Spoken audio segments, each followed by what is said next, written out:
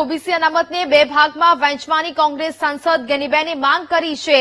23 જાતિઓને અનામતમાં મળતા લાભ છે મોટી અસમાનતા, તે પ્રકારેનું નિવેદન પણ તેમનું સામે આવ્યું છે। સુખી સમૃદ્ધ હોવા છતાં 5 થી 10 જાતિ મોટા ભાગનો લાભ લઈ રહી છે। 5 થી 10 જાતિઓ 90% લાભ ઉઠાવે છે। દેશ આઝાદ થયા પછી હજુ પણ ઘણી જાતિ વિકાસથી વંચિત છે। ઓબીસી અનામતમાં મળતા લાભમાં બહુ મોટી અસમાનતા છે। સામાજિક રીતે સુવર્ણ સમાજ સાથે જોડાયેલી છે। તે પ્રકારે આ નિવેદન છે તે ગેનીબેન ઠાકોર દ્વારા આપવામાં આવ્યું। અતિ પછાત જાતિઓને માત્ર 2% જ લાભ મળે છે। તો જે પ્રકારે ગેનીબેન ઠાકોરનું ઓબીસી અનામતને લઈને આ સમગ્ર નિવેદન સામે આવ્યું છે। ઓબીસી અનામતને 2 ભાગમાં વહેંચવાની કોંગ્રેસ સાંસદ ગેનીબેને માંગ કરી છે કે જ્યાં 23 જાતિઓને અનામતમાં મળતા લાભમાં મોટી અસમાનતા છે તેઓએ દર્શાવી છે અને આ સમગ્ર પ્રકારનું નિવેદન ગેનીબેન ઠાકોર દ્વારા આપવામાં આવ્યું। સુખી અને સમૃદ્ધ હોવા છતાં 5 થી 10 જાતિ મોટા ભાગનો લાભ લઈ રહી છે અને 5 થી 10 જાતિઓ 90% લાભ ઉઠાવે છે। તે પ્રકારે પણ ગેનીબેન ઠાકોરે તેમના નિવેદનમાં કહ્યું છે દેશ આઝાદ થયા પછી હજુ પણ ઘણી બધી જાતિ વિકાસથી વંચિત છે। ઓબીસી અનામતમાં મળતા લાભમાં બહુ મોટી અસમાનતા છે। સામાજિક રીતે સવર્ણ સમાજ સાથે જોડાયેલી છે। અતિ પછાત જાતિઓને માત્ર 2% જ લાભ મળે છે। આ સમગ્ર પ્રકારે નિવેદન છે તે ગેનીબેન ઠાકોર દ્વારા આપવામાં આવ્યું છે।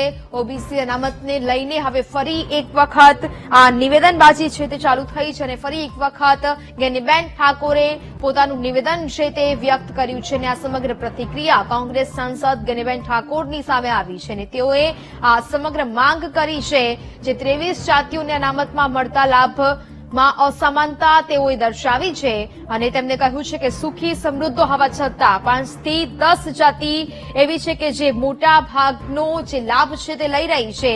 5 થી 10 જાતિઓ 90%નો લાભ ઉઠાવે છે। દેશ આઝાદ થયા પછી હજુ પણ ઘણી જાતિ વિકાસથી વંચિત રહી ગઈ છે। ઓબીસી અનામતમાં મળતા લાભમાં બહુ મોટી અસમાનતા છે। સામાજિક રીતે સવર્ણ સમાજ સાથે જોડાયેલી છે। અતિ પછાત જાતિઓને માત્ર 2% જ લાભ મળે છે। અગાઉ સુપ્રીમ કોર્ટ તરફથી પણ આ પ્રકારે પેટા જાતિઓમાં અનામત વહેંચવાની જે અવલોકન છે તે કરવામાં આવ્યું હતું। સંવાદદાતા રોહિત ફોનલાઈન પર જોડાયા છે। રોહિત, ઓબીસી અનામતને લઈને 2 ભાગમાં વહેંચવાની વાત કોંગ્રેસ સાંસદ દ્વારા કરવામાં આવી છે, શું વિગતો? જી નેહા, ચોક્કસથી વાત કરવામાં આવે તો ઓબીસી અનામતને 2 ભાગમાં વહેંચવા બાબતે બનાસકાંઠા જિલ્લાના સાંસદ ગેનીબેન ઠાકોરે વડાપ્રધાનને પત્ર લખ્યો છે। ખાસ કરીને જે 23 જાતિઓને અનામતમાં મળતાના જે લાભો બહુ મોટી અસમાનતા દેખાઈ રહી છે અને જેના કારણે આ તમામ બાબતોને લઈ ગેનીબેને વડાપ્રધાનને સીધો પત્ર લખ્યો છે। ખાસ કરીને સામાજિક રીતે સવર્ણ સમાજ સાથે જોડાયેલી ઓબીસી જાતિઓમાંથી 27% અનામત અને 90%થી વધુ લાભ 5-10 જાતિઓને જ આપવામાં આવે છે, જેને લઈ આ સમગ્ર મામલે હાલ ગેનીબેન ઠાકોરે રજૂઆત કરી છે અને આ જે લેટર છે તે પણ હાલમાં વાયરલ થઈ રહ્યો છે અને જેને લઈ અત્યારે પણ ગેનીબેન ઠાકોરે જે નિવેદન આપ્યું છે કે છેલ્લા ઘણા વર્ષોથી જે અનામતને લઈ જે વિવાદો સામે આવી રહ્યા છે તેને લઈને આ રજૂઆત કરવામાં આવી છે।